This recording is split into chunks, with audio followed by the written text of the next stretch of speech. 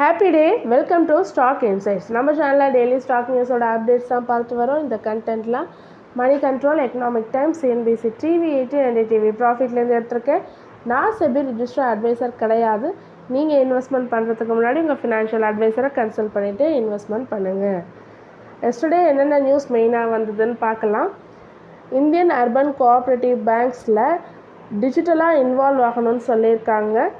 ID and cyber security கேப்ஸ்லாம் fill up பண்ணணும் அப்படின்னு சொல்லியிருக்காங்க. அது மட்டும் இல்லை, டெபாசிட்டரோட ப்ரொடக்ஷனையும் ஃபோக்கஸ் பண்ணணும், அதில் உள்ள லிக்விடேஷனையும் இம்ப்ரூவ் பண்ணணும்னு சொல்லிட்டு central banks deputy governor Swaminathan yesterday சொல்லியிருக்காங்க.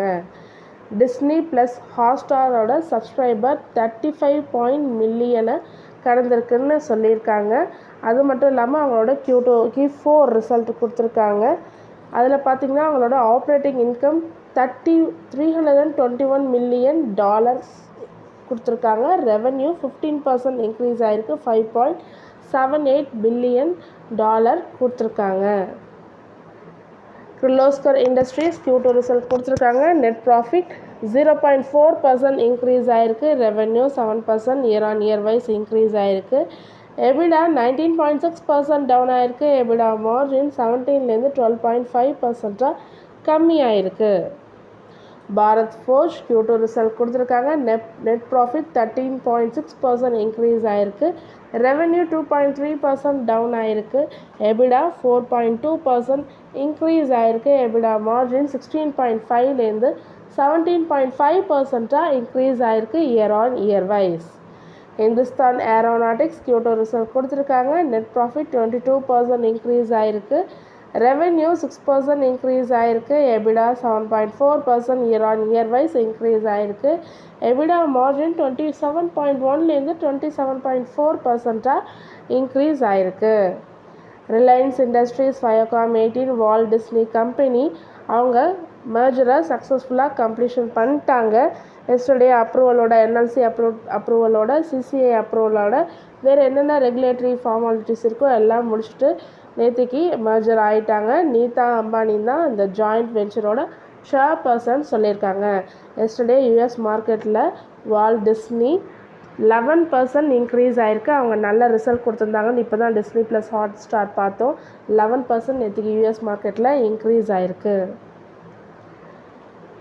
இப்கா லேப்ஸ் Q2 ரிசல்ட் கொடுத்துருக்காங்க. நெட் ப்ராஃபிட் 58% இன்க்ரீஸ் ஆகிருக்கு, ரெவன்யூ 15.8% இன்க்ரீஸ் ஆகிருக்கு. எபிடா 22.8% இன்க்ரீஸ் ஆகிருக்கு.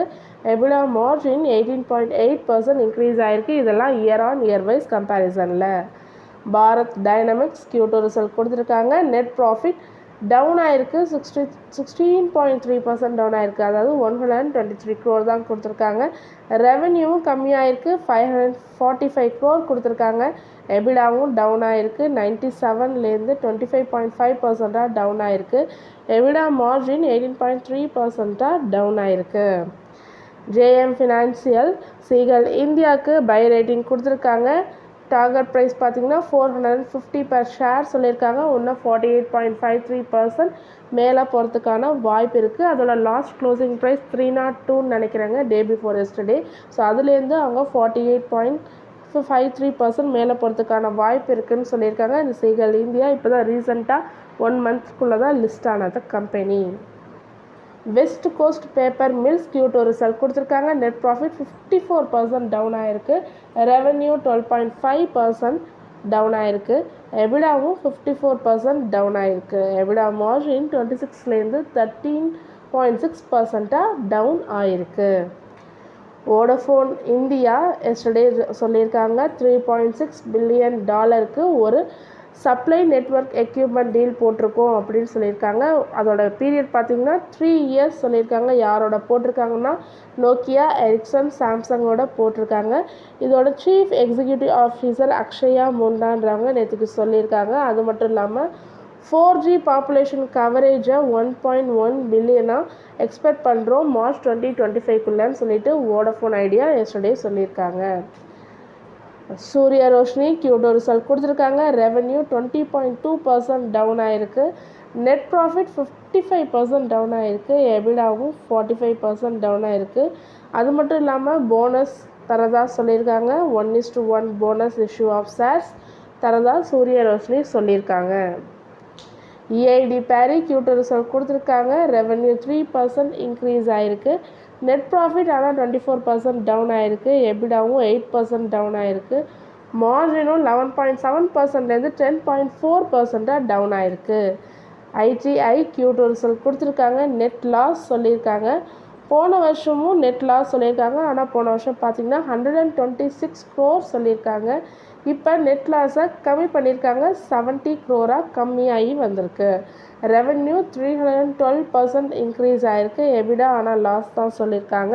52.79 crore-லேருந்து 8.58 crore சொல்லியிருக்காங்க லாஸ்.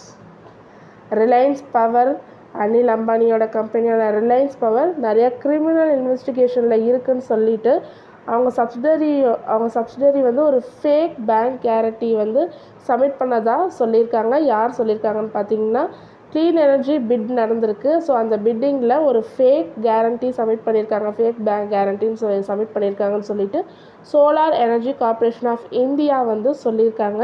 ஸோ அதனால் ரிலையன்ஸ் பவருக்கு 3 year பேன் பண்ணியிருக்காங்க. இந்த இதிலெல்லாம் பேங்க் கேரண்டி இதில் ஏதாவது பிட்டிங்லலாம் வரக்கூடாதுன்னு சொல்லிட்டு 3 year பேன் பண்ணியிருக்காங்க ரிலையன்ஸ் பவரை. JM ஃபினான்ஷியல் ரிப்போர்ட் படி ஜியோ ஃபினான்ஷியல் சர்வீஸும் ஜொமேட்டோவும் நிஃப்டி 50ல் உள்ள வரத்துக்கான வாய்ப்பு இருக்குதுன்னு சொல்லியிருக்காங்க. எதெல்லாம் வெளியில் போகிறதுக்கான வாய்ப்பு இருக்குது நிஃப்டி 50லேருந்துன்னு சொல்லியிருக்காங்க. BPCL அண்ட் HM மோட்டார்ஸ் வெளியில் போகிறதுக்கான வாய்ப்பு இருக்குதுன்னு JM ஃபினான்ஷியல் அவங்க ரிப்போர்ட்டில் சொல்லியிருக்காங்க. இந்தியன் ஸ்டாக் எக்ஸ்சேஞ்சஸான BSE NSE இன்றைக்கி குருநானக் ஜெயந்திங்க இன்றைக்கி க்ளோஸ்டுன்னு சொல்லியிருக்காங்க. நவம்பர் 15 இன்றைக்கி தான் ஃப்ரைடே க்ளோஸ்டு. ஸோ அதனால் இன்றைக்கி Indian stock exchange remains closed. HDFC securities ஸ்விக்கிக்கு ஆட் ரேட்டிங் கொடுத்துருக்காங்க. டார்கெட் ப்ரைஸ் 430 per ஷேர்னு சொல்லியிருக்காங்க. எதனால் இது சொல்லியிருக்காங்கன்னா கம்பெனியோட க்ரோத் வந்து ஸ்ட்ராங்காக இருக்குது. இந்த குயிக் காமர்ஸ் ப்ராஸ்பெக்டஸில் பார்க்கும்போது கம்பெனியோட க்ரோத் வந்து நல்லா வளர்ச்சி அடைஞ்சிருக்கு, ஸ்ட்ராங்காகவும் இருக்குதுன்னு சொல்லியிருக்காங்க HDFC securities. Hindustan aeronautics 28% drop ஆகிருக்கு. ஜூலையில் உச்சத்தை எட்டியிருக்கும், அதுலேருந்து 28% ட்ராப் ஆகிருக்குன்னு சொல்லியிருக்காங்க. ஸோ இப்போ சப்போர்ட் அரௌண்ட் 4000 இருக்குது. சப்போஸ் இதுலேருந்து பவுன்ஸ் ஆச்சுன்னா 4300 வரைக்கும் போகிறதுக்கான சான்சஸ் இருக்குது. சப்போஸ் 4100க்குள்ளேயே க்ளோஸ் ஆகி அங்கேயே இருந்ததுன்னா இன்னும் ஸ்டாக் வந்து கீழே போகிற மாரி இருந்ததுன்னா பிரேக் பண்ணிவிட்டு போகிற மாரி இருந்ததுன்னா 3700 to 3850 வரைக்கும் போகிறதுக்கான சான்சஸ் இருக்குதுன்னு சொல்லிட்டு ரெலிகர் புரோக்கிங் சொல்லியிருக்காங்க. கோல்ட்மேன் சாக்ஸ் HR மோட்டார்ஸ்க்கு பை கொடுத்துருக்காங்க. டார்கெட் ப்ரைஸ் பார்த்திங்கன்னா 5400, 17% அப்சைட் பொட்டன்ஷியல் இருக்குதுன்னு சொல்லியிருக்காங்க. UPS அப்போலோ டயர்ஸ்க்கு பை கொடுத்துருக்காங்க. டார்கெட் 605, இன்னும் 32% மேலே போகிறதுக்கான வாய்ப்பு இருக்குதுன்னு சொல்லியிருக்காங்க. கோல்ட்மேன் சாக்ஸும் LNTக்கு பை ரேட்டிங் கொடுத்துருக்காங்க. டார்கெட் ப்ரைஸ் 3960 கொடுத்துருக்காங்க. அப்சைட் பொட்டன்ஷியல் 11% சொல்லியிருக்காங்க.